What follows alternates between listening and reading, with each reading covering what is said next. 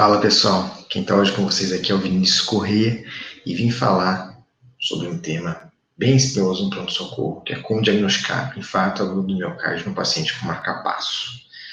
Acredito que você já tenha tido essa dúvida alguma vez, porque o diagnóstico de infarto já é desafiador no pronto-socorro. Muitas vezes o emergencista acaba comendo bola no diagnóstico. E imagina no paciente com marca-passo, que tem o eletrocardiograma todo alterado pelo dispositivo. Então, nessa aula, você vai sair daqui, né, se ficar até o final, sabendo como fazer esse diagnóstico no paciente com marca-passo. Mas antes, pessoal, não esqueça de já curtir o vídeo, já segue aí nosso canal, se inscreve no canal, porque tem muito conteúdo bacana aqui. Também não deixe de acompanhar a gente no Instagram, @emergência.sim, e quem tiver dúvida também pode me mandar no meu pessoal, Vinícius M. Corrêa. Pessoal, antes da gente começar, chegar direto ao ponto, né, do infarto mesmo no paciente com marca-passo, eu queria trazer algumas noções gerais sobre estimulação cardíaca artificial no pronto-socorro, porque é um assunto de pouco conhecimento geral.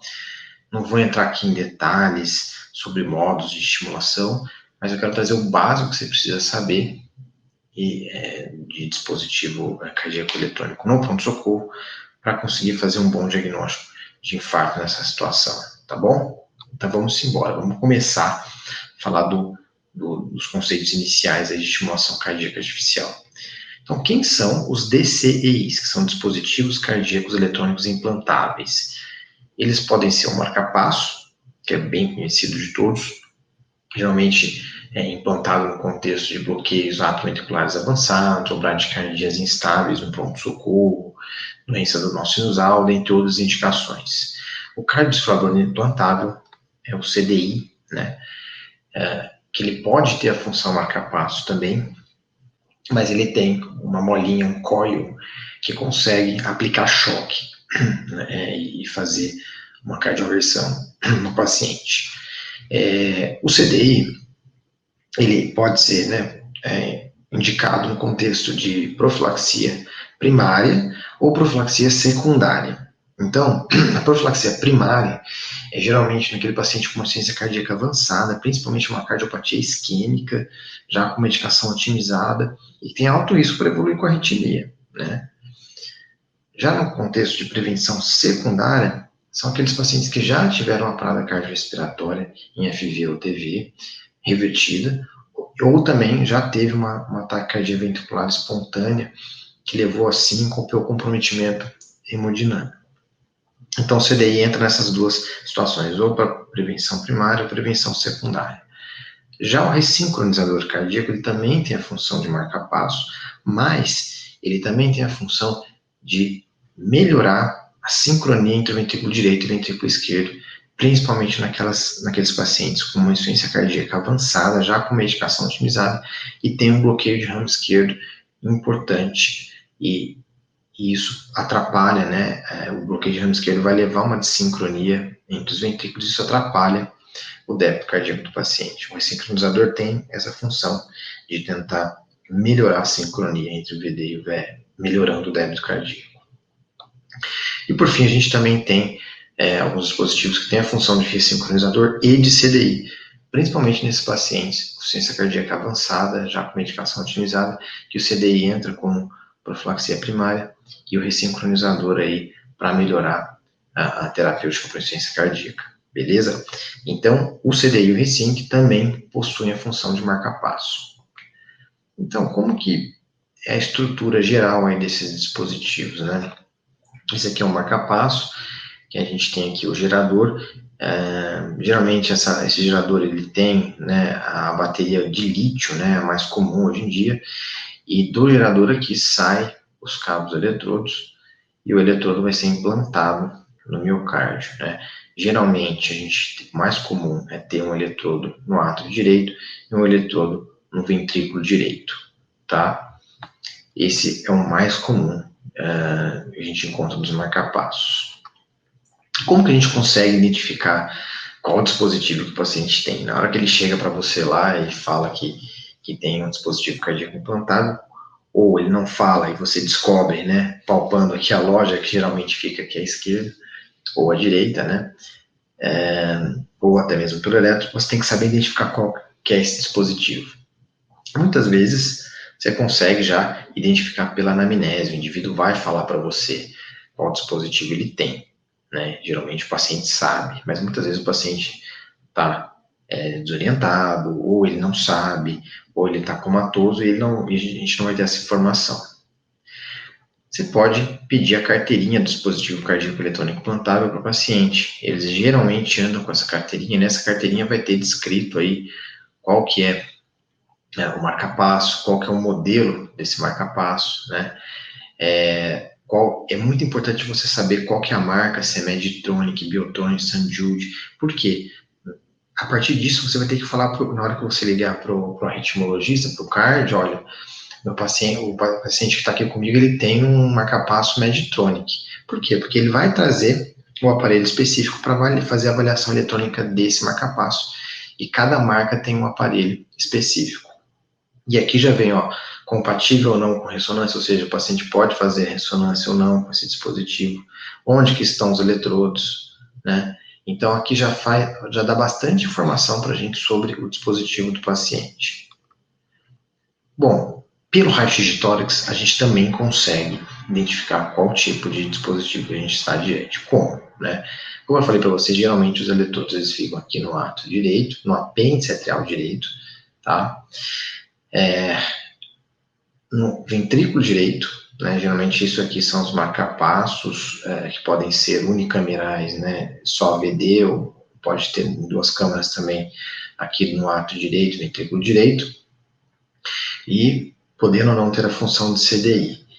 Ou, quando tem o eletrodo também para o ventrículo esquerdo, que passa aqui pelo seio coronário, chegando lá no ventrículo esquerdo, esse eletrodo, quando está presente, geralmente a gente tem que lembrar de sincronizador, porque o paciente vai ter dois eletrodos, tanto no VD quanto no VE, para tentar sincronizar aqui a contração de ambos. Então, quando a gente tem eletrodo no ventrículo esquerdo, nós temos que lembrar da função ressincronizador. E, por fim, quando o paciente, principalmente o paciente pós-operatório, que tem esses eletrodos aqui, né, epicárdicos. Esses marcapassos epicárdicos, eles geralmente são implantados no contexto de pós-operatório, cirurgia cardíaca, né, que tem alto risco de evoluir com bloqueio, né. Então, ali é ato direito, né, que geralmente vai para o apêndice, o ventrículo esquerdo direito vai para o ápex, né, a posição mais comum. No ventrículo esquerdo, ele chega via seio coronário, e no epicárdio, quando mais em contexto de pós-operatório, tá bom? E aí, como que a gente identifica sistematicamente pelo raio-x de tórax? Primeiro, a gente tem que perguntar quantos eletrodos que o paciente tem. Se ele tem 1 ou 2, ou 3 ou 4. Se ele tiver 1 ou 2, a próxima pergunta é se ele possui COIL ou não. Por quê? Eu quero saber se ele tem função CDI ou não. Só o CDI que tem COIL, que é aquela molinha que dá choque, né? Se o paciente tem 1 ou 2 eletrodos, então, se for 1, vai estar no VD, se tiver 2, vai estar 1 no ato direito e 1 no ventrículo direito.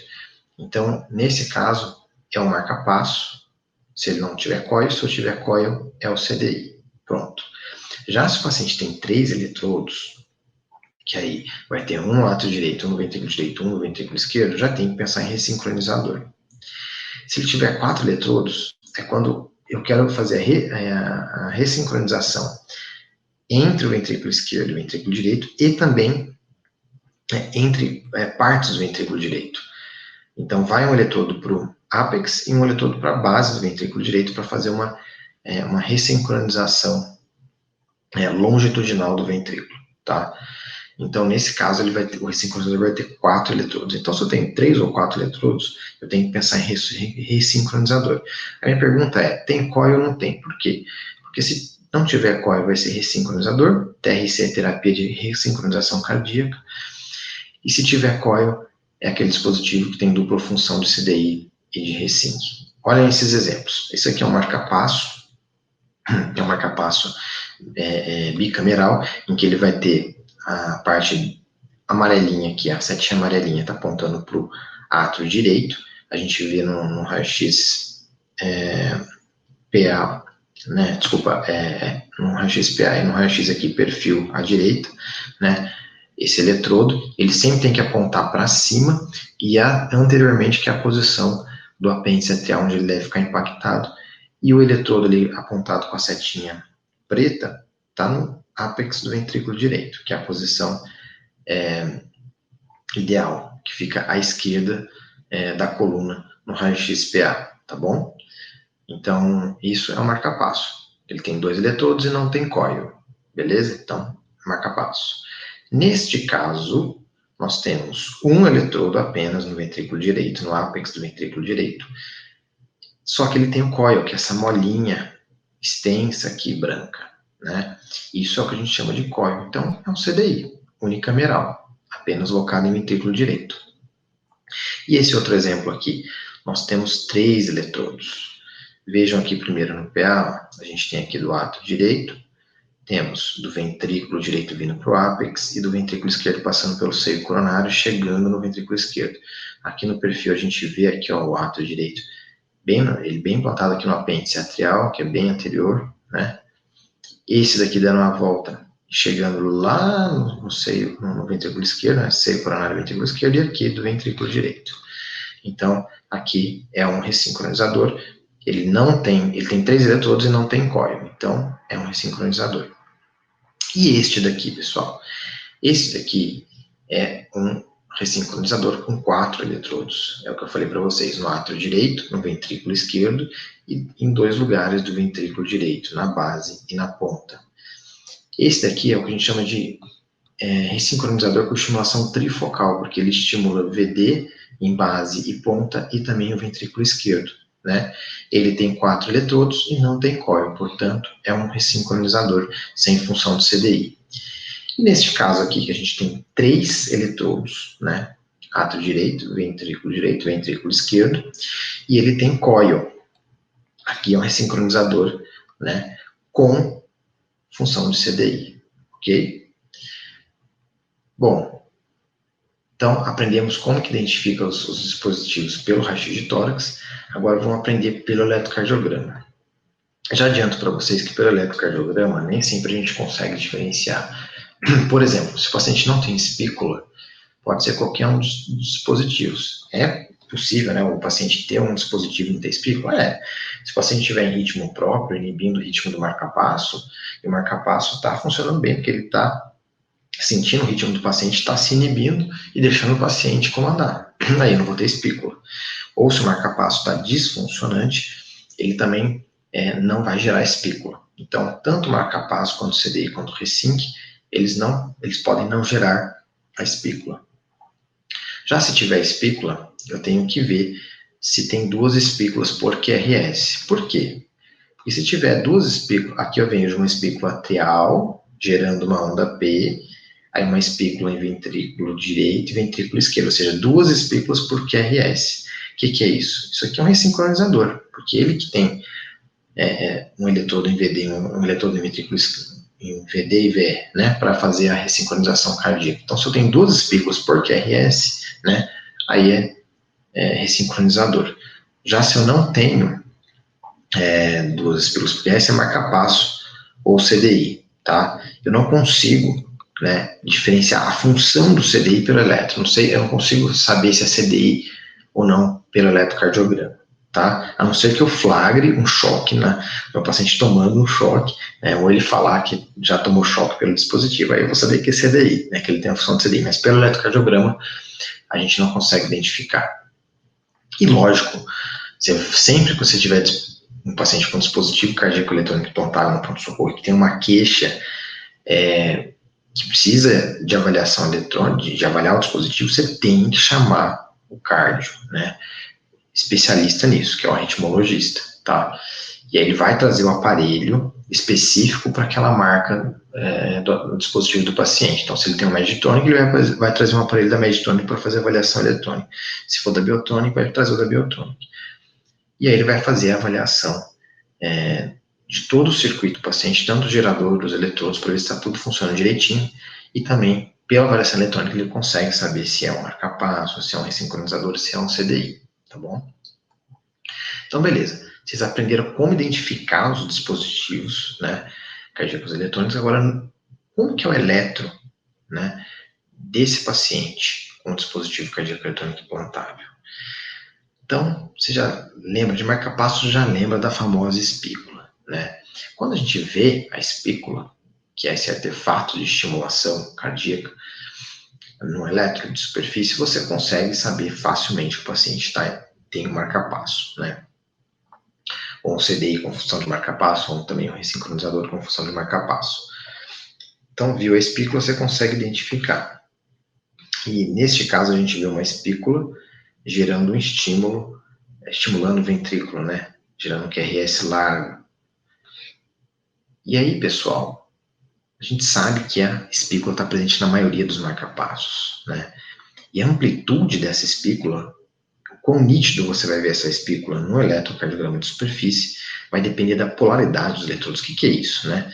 A gente tem alguns eletrodos unipolares, em que o polo negativo vai estar na pontinha do eletrodo, que está lá no coração, e o polo positivo que vai estar aqui no gerador do eletrodo, né? Isso vai criar uma corrente bem grande e vai gerar uma espícula grande. Já nos eletrodos com estimulação bipolar, ou seja, ele tem um anelzinho perto da ponta do eletrodo, que vai ser o polo positivo, e a ponta do eletrodo é o polo negativo. Isso vai gerar uma corrente menor e uma espícula menor, né? Então, quando a gente está diante de uma estimulação unipolar, a espícula ela vai ser mais evidente, como a gente consegue ver claramente nesse marca-passo, nesse eletrocardiograma, as espículas bem grandonas. Já se a gente tem uma espícula discreta, nós temos que pensar em estimulação bipolar ou até mesmo aquele eletrodo epicárdio que a gente coloca no contexto de pós-operatório. Lembra? Eu falei para vocês que também gera uma espícula menor. E aí você tem que olhar com muita calma o eletrocardiograma, porque às vezes você fala, putz, esse paciente parece que tem um bloqueio de ramo esquerdo, né? Mas na verdade, quando você parar para ver certinho, ó, ele tem espículas bem discretas, tem que olhar derivação por derivação. Olha aqui em V3 você consegue ver as espículas, em V6 você consegue ver as espículas, em AVF você consegue ver. Então você tem que olhar com muita calma para achar as espículas. Então, vi um bloqueio, um QRS largo, já procura espícula aí para ver se não está comendo bola, né? E, pessoal, tem algumas ocasiões em que a espícula vai estar ausente? Tem algumas ocasiões que a gente vai ver agora. Primeira, o marca-passo sendo inibido pelo próprio ritmo do paciente. Olha, esse exemplo aqui é muito claro, né? A gente tem um estímulo atrial sentido pelo marca-passo, e aí a gente vai ter um QRS do paciente e uma onda T do paciente. Não tem nenhuma espícula aqui. Por quê? Porque o marca-passo ele sentiu a onda P e se inibiu e deixou o paciente gerar o próprio ritmo. Já que ele começa a gerar espícula atrial ventricular, né? Porque ele começou a entrar, certo? Porque ele não sentiu a onda P do paciente. Então ele teve que gerar o estímulo aqui. Mas vejam que aqui a gente não está vendo espícula. A gente podia ter um eletro inteiro sem espícula, porque está só o ritmo do paciente. Outra ocasião é essa daqui, em que a gente tem estimulação normal, onda P do paciente, aí o marca-passo joga a espícula ventricular, gera um estímulo com QRS largo, e aí onda P, estímulo ventricular, onda P do paciente, estímulo ventricular do marca-passo, de repente tem onda P do paciente, né?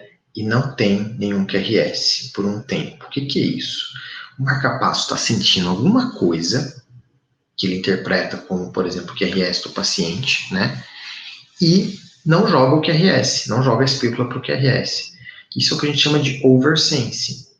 Pode ser uma interferência eletromagnética, pode ser miopotencial, por exemplo, contração do músculo esquelético, levando uma interferência, e o marca-passo isso sente como um estímulo, né, que ele tem que se inibir. Ou até mesmo algumas falências, né, do eletrodo. Às vezes o eletrodo ele fratura, tem uma microfratura que pode levar a oversensing. Ou também quando tem falência total aí do gerador da bateria do marca-passo, ele não vai mais gerar espículo, né? Então, nessas situações, a gente que não tem espículo, o marca-passo pode estar funcionando bem, né, só deixando o paciente entrar, ou pode ter alguma disfunção do marca-passo. Então lembrem, a ausência de espícula não quer dizer que o marca-passo está funcionando mal, não necessariamente. E o QRS do paciente com estimulação artificial? Ele pode ser estreito, pode ser largo, e a gente pode ter alguns complexos esquisitos de fusão, pseudofusão. Vamos ver o que é isso. No QRS estreito, ou a gente está diante, naquele mesmo exemplo, no ritmo próprio do paciente, ou se o paciente estimula o átrio e a condução do estímulo vai pelo nó AV normal do paciente, e esse estímulo do QRS aqui é do paciente, não é gerado pelo marca-passo. Vejam que aqui você só está vendo espícula atrial, você não vê espícula ventricular, né? Então, aqui a gente só está vendo espícula atrial sem espícula ventricular, ou seja, o estímulo está sendo feito no átrio e a condução está sendo pelo nó ventricular, gerando um QRS estreito, tá? Então, são essas duas situações em que a gente tem QRS estreito no ritmo de marca-passo. E o QRS largo, né? O QRS largo, vejam aqui nesses dois exemplos. A gente pode ter um estímulo ventricular pelo marca-passo, que é o mais comum de vocês encontrarem, né? Como você vê aqui, né? Espícula ventricular gerando um QRS largo, né? A mesma coisa aqui, né? E o segmento, pessoal, nessa estimulação, o segmento ST e a onda T têm polaridades opostas ao QRS estimulado. Então, vejam, a gente tem aqui o QRS estimulado negativo, uma onda T positiva e um suprazinho de ST positivo aqui, né, em relação contrária à polaridade do QRS. Da mesma forma, a gente vê aqui, né, a espícula, o QRS largo, estimulado, com suprinha de ST oposto aqui à polaridade do QRS, do complexo QRS estimulado, e a onda T positiva oposta aqui. Nesse outro caso, nosso complexo ele veio estimulado, né, ele veio positivo, e a gente tem um infra GST oposto a esse complexo, e também uma onda T negativa oposta à polaridade desse complexo. Então, isso aqui, pessoal, é o normal da estimulação ventricular dos dispositivos cardíacos eletrônicos implantáveis. E aí, se ele estimula o ventrículo esquerdo, eu vou ter uma morfologia de bloqueio de ramo direito. Por quê? Porque ele está estimulando o esquerdo, então a condução pelo direito vai ser muito mais lenta. A mesma coisa se eu tiver um eletrodo no ventrículo direito estimulando o VD, eu vou ter uma morfologia de bloqueio de ramo esquerdo. Isso por quê? Porque eu estou estimulando a câmara direita e a condução no esquerdo está mais lenta. Então vejam esse aqui é o exemplo mais comum, né, em que a gente tem o marca-passo provavelmente bipolar, porque a espícula não está tão clara aqui, mas a gente consegue ver espícula aqui, espícula aqui, espícula aqui. Nós vemos aqui, olhando de V1 a V6, um QRS largo com morfologia de bloqueio de ramo esquerdo, tá? Portanto, esse eletrodo está no ventrículo direito, tá bom? E por fim, os complexos de fusão e pseudofusão, né? Esse aqui, ó, é o QRS sinusal. Nesse aqui, ó, o QRS estimulado, que a gente vê, ó, tem uma espícula, né, gerando um estímulo ventricular, que gera um QRS largo, certo? Com uma onda T com a polaridade inversa. Agora, o que são os complexos de fusão? É quando o paciente tem um ritmo sinusal praticamente ao mesmo tempo que o ritmo comandado, isso gera um complexo intermediário, com uma duração um pouquinho alargada e intermediária entre o QRS sinusal e o QRS comandado, e com a morfologia também intermediária. Já a pseudofusão, vejam que é um complexo igualzinho ao QRS sinusal do paciente, com a mesma duração, só que o marca-passo não percebeu isso daqui e jogou uma espícula no meio desse complexo e não gerou nenhum estímulo ventricular efetivo, ou seja, foi o ritmo do paciente com uma espícula ali no meio que não gerou um complexo de fusão, como quando gera, né, um estímulo ventricular pelo marca-passo junto com o ritmo próprio do paciente, gerando esse complexo intermediário. Nesse caso, não. Esse complexo é igualzinho ao QRS sinusal, tá? Então, vocês podem encontrar esses tipos de morfologias também do QRS ao longo da estimulação cardíaca artificial, certo? Tanto, como eu já expliquei para vocês aqui, o marca-passo pode lançar esse estímulo junto à exploração normal, mas também nos pré-sincronizadores é comum a gente encontrar esses tipos aqui de complexo, porque eles fazem estimulação multissítio, né, em ventrículo esquerdo e ventrículo direito. Bom, então, isso é o que a gente tem que saber dos complexos QRS estimulados. E qual que é o grande mistério agora, que é o que vocês querem saber dessa aula, para diagnosticar um infarto no paciente com dispositivo cardíaco que eles vão implantar? Primeiro de tudo, pessoal, a primeira dica que eu dou para vocês, não esqueçam do básico. Então, diante de um paciente com síndrome coreana aguda, suspeita ali, dor torácica anginosa, típica, faz o eletro em menos de 10 minutos e tenta classificar esse paciente em infarto com supra. E você vai ver claramente um bloqueio de ramo novo, né? E aí você tem alguns critérios, o paciente já tem um bloqueio de ramo esquerdo antigo, você tem alguns critérios para saber se é novo ou não, como por exemplo Sgarbossa, você tem os critérios novos de Barcelona que foram lançados recentemente. Mas se o paciente não tem bloqueio de ramo esquerdo, você tem que ver se ele tem supra em pelo menos 2 derivações contíguas. Aí, depender da derivação, vai ter um critério diferente. Se for em V2 e V3, em homem abaixo de 40 anos, o corte é 2,5 milímetros. Se for homem acima de 40 anos, o corte é 2 milímetros. Se for mulher acima, o corte seria acima de 1,5. Sempre para a derivação V2 e V3. Para as outras derivações, 1 milímetro. E também, algumas referências colocam V3R, V4R, V7 e V8, meio milímetro.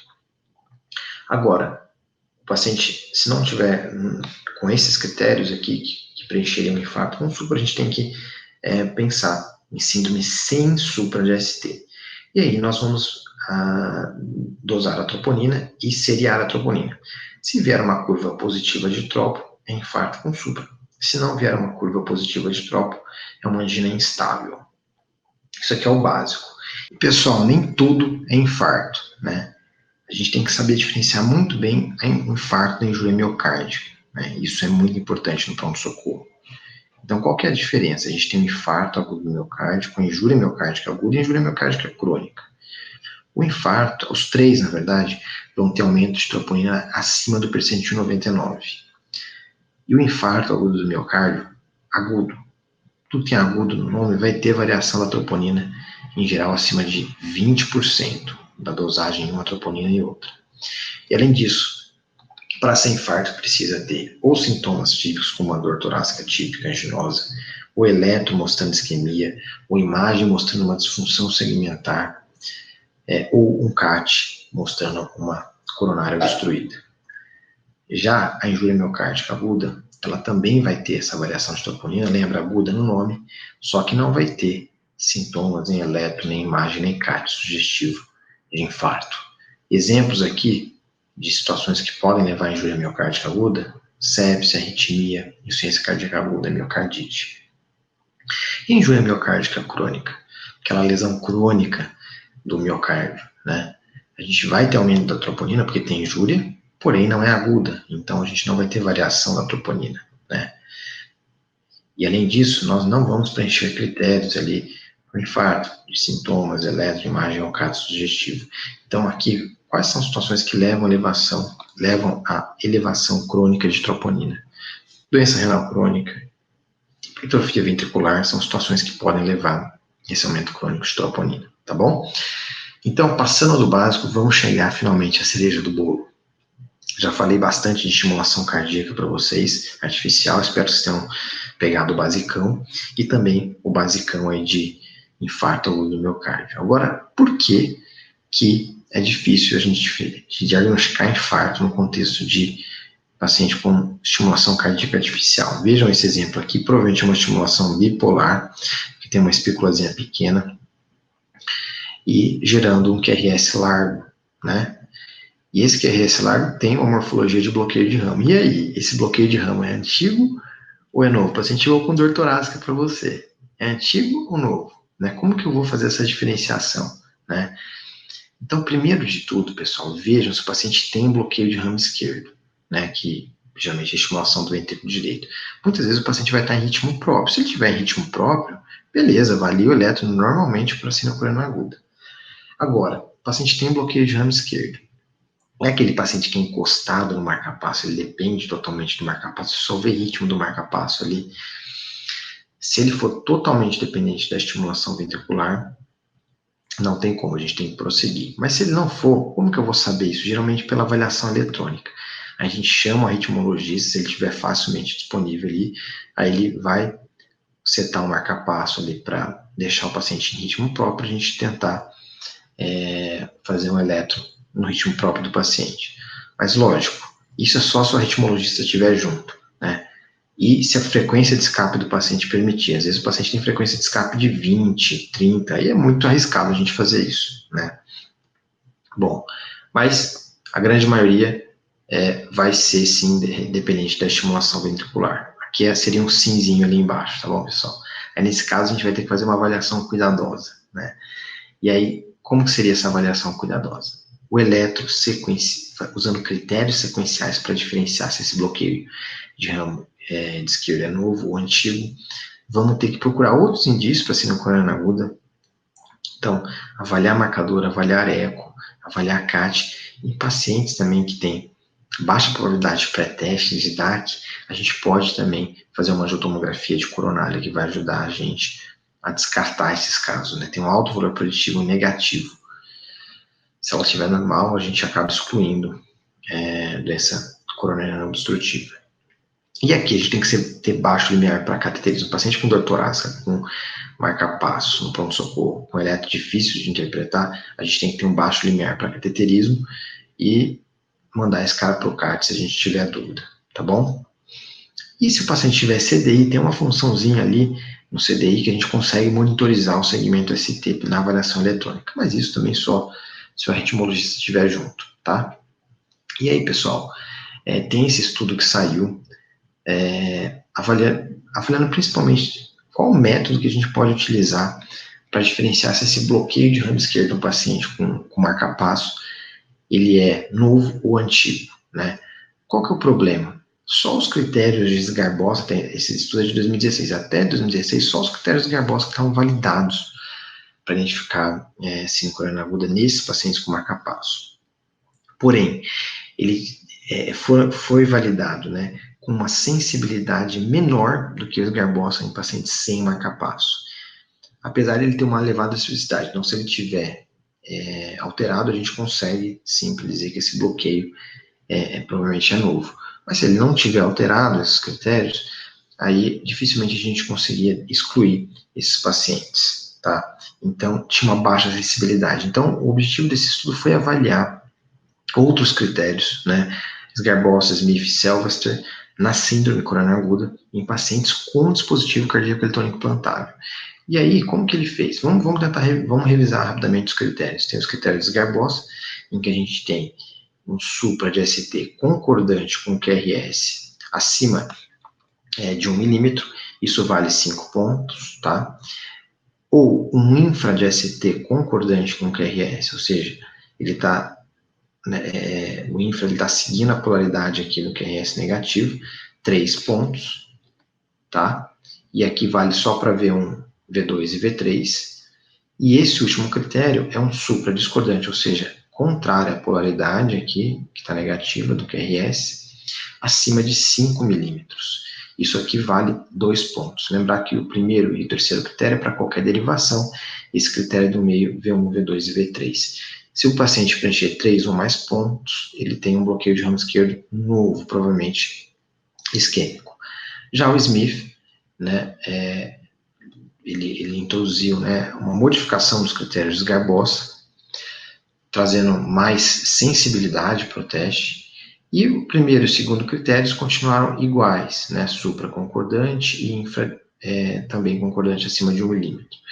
Só que o último critério era um pouquinho diferente, ele tirou aquele supra discordante, né, acima de 5 milímetros. O que ele fez? Ele pegou esse supra de ST e dividiu pela onda S. Se essa diferença for acima de 25%, ou seja, se o supra de ST for 25% a mais do que a amplitude da onda S, a gente pontua também como um bloqueio novo. Então, qualquer um desses critérios já pontuava como bloqueio novo. Aqui não ponta a ponto. Qualquer um desses critérios presentes já pontua como bloqueio novo. Os critérios de Seltzer, que são os menos conhecidos aí, ele é um pouquinho mais complexo também. O que ele vai fazer? Né? Ele vai pegar a elevação do segmento ST, né?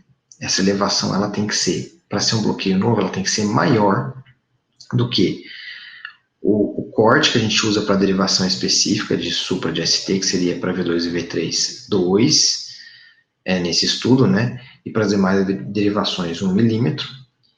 E ele vai somar esse corte específico a 10% da diferença entre o S e o R. Então, ele vai pegar esse corte, que seria 2 milímetros em V2, V3 ou 1 nas demais derivações, e somar com 10% dessa diferença. Nesse caso, seria esses 10% daria aqui, e mais 1 milímetro, que seria dessa derivação. Então, o corte seria aqui, nessa linhazinha, para a gente considerar um bloqueio novo. Como esse supra de ST ultrapassa esse threshold, esse corte, né, a gente pode falar que é um bloqueio novo. Tá? Esse é um pouquinho mais complexo. E aí, esse estudo comparou os scores, ele mostrou, né, que o SGAR-BOSA é o mais específico de todos, porém o menos sensível, né, e só que se você for comparar a acurácia de todos os métodos, não teve diferença estatística, né, e ele também comparou uma coisa importante, ele aplicou sequencialmente esses critérios, então SGAR-BOSA, Selster, SGAR-BOSA, Smith, SGAR-BOSA, Smith, Selster, também não teve diferença estatística, porém, eu vou mostrar para vocês aqui os scores, resumindo, né, de Smith e Selster possuem maiores sensibilidades do que os SGAR-BOSA, porém menos especificidade, como eu falei para vocês, né. Então, o SGAR-BOSA continua sendo o mais específico, porém menos sensível, mas sem diferença em relação à acurácia, que é a área sobre a curva, né. E apesar de não haverem diferenças significativas, né, em termos de acurácia, a estratégia que teve mais sensibilidade foi essa daqui, ó, né, SGAR-BOSA, Smith e Selster, que aplicou sequencialmente. Então, aplicar o SGAR-BOSA, o Smith e o Selster mostrou maior sensibilidade do que os outros métodos, tá? Então, a gente pode lembrar num paciente com bloqueio de ramo esquerdo, né, por estimulação cardíaca artificial que chega com dor torácica, a gente pode aplicar os 3 critérios para tentar aumentar a nossa sensibilidade do diagnóstico, tá bom? O exemplo 1 aqui, pessoal, é aquele primeiro elétrico que eu tinha colocado para vocês, em que o paciente tem espícula, tem uma morfologia de ramo esquerdo, né, de bloqueio de ramo esquerdo, e a gente vê, né, um supra de ST, se a gente pegar aqui, né, a gente não vê nenhum critério para supra concordante, tá? Se a gente for ver infra concordante, a gente vê em V2, tá vendo? Então já preenche o critério aqui para os critérios de SGAR-BOSA já preenche, que é 3 pontos, e também do Smith já está preenchendo aqui, a gente nem precisa aplicar os outros. Então a gente já pode dizer que esse bloqueio é um bloqueio novo, tá? E esse paciente foi submetido ao CAT, realmente ele tinha lesão obstrutiva. Aqui, pessoal, um outro exemplo em que também a gente vê esse infra concordante em V2 e V3, e esse paciente ele foi submetido à angioplastia e tinha uma lesão em descendente posterior. Pessoal, e uma outra coisa, a onda T, lembra que eu falei para vocês que ela geralmente é discordante em paciente com estimulação cardíaca artificial? E se ela for negativa e concordante com o QRS estimulado? Tem alguns estudos que mostraram relação disso com injúria miocárdica aguda nos pacientes com estimulação cardíaca artificial. Só que a gente tem que tomar muito cuidado, porque esses pacientes eles têm o que a gente chama de memória cardíaca, que são alterações persistentes da onda T no eletrocardiograma após um período de QRS largo estimulado, seja um QRS por um marca-passo, ou por um ataque cardíaco ventricular, ou por um bloqueio de ramo esquerdo intermitente, ou seja, ele faz um QRS largo e por memória cardíaca, por alterações dos canais do miocárdio ali, ele pode ficar com aquela alteração persistente sem que isso indique uma injúria miocárdica aguda. Então, cuidado. Isso também pode acontecer durante batimentos de fusão na estimulação cardíaca artificial. Isso pode confundir com isquemia, então tem que tomar cuidado. Esse exemplo aqui de um estudo mostrou aqui, ó, que em B e em C a gente tem uma onda T negativa, né, concordante com o complexo QRS, né, em V4 e V5, só que a gente consegue ver aqui em C que tem alguns batimentos de fusão. A gente vê a espícula com QRS intermediário, né, e depois que o arritmologista chegou e fez a alteração no intervalo AV do marcapasso, em que a gente consegue corrigir essa questão dos batimentos de fusão, o que aconteceu? A onda T que estava negativa aqui mudou a polaridade e voltou ao seu habitual que a gente espera para um paciente com estimulação cardíaca artificial, em que a onda T está em polaridade oposta ao complexo QRS. Então tem que tomar cuidado também com isso. Lógico, a gente tem que lembrar de isquemia, mas tem que tomar cuidado com esse pitfall importante aí. Então, para resumir, pessoal, paciente com dispositivo cardíaco eletrônico suspeita de síndrome coronariana aguda, primeira coisa é ver se ele tem bloqueio de ramo esquerdo. Se ele não tiver, fica fácil de avaliar o eletro. Agora, se ele tiver, eu tenho que ver se ele é ou não dependente de estimulação cardíaca. Se ele não for dependente, ou seja, ele tem uma frequência de escape um pouquinho mais alta, e eu estiver do lado do arritmologista para fazer a avaliação eletrônica, eu posso tentar colocar ele no ritmo próprio e avaliar o eletro. Já se ele for dependente, aqui é de novo, corrigindo, sim, se ele for dependente da estimulação cardíaca ventricular, né, eu tenho que fazer a avaliação cuidadosa, sempre vendo o eletro, aplicando sequencialmente o Sgarbossa, o Smith e o Sylvester, procurar outros indícios de síndrome coronariana aguda por marcadores, eco, CAT, angiotomo, e ter um baixo limiar para fazer o cateterismo. Lembrando que também nos pacientes que têm CDI, na avaliação eletrônica eu posso monitorizar o segmento ST, isso também dá alguma pista para a gente em relação à isquemia. Bom, pessoal, é uma aula um pouquinho mais avançada, mas espero que vocês tenham gostado, e até a próxima. Mandem dúvida aí na Emergência Sim, e no Vídeo Correio, não deixem de curtir aí o vídeo e siga nosso canal. Um abraço.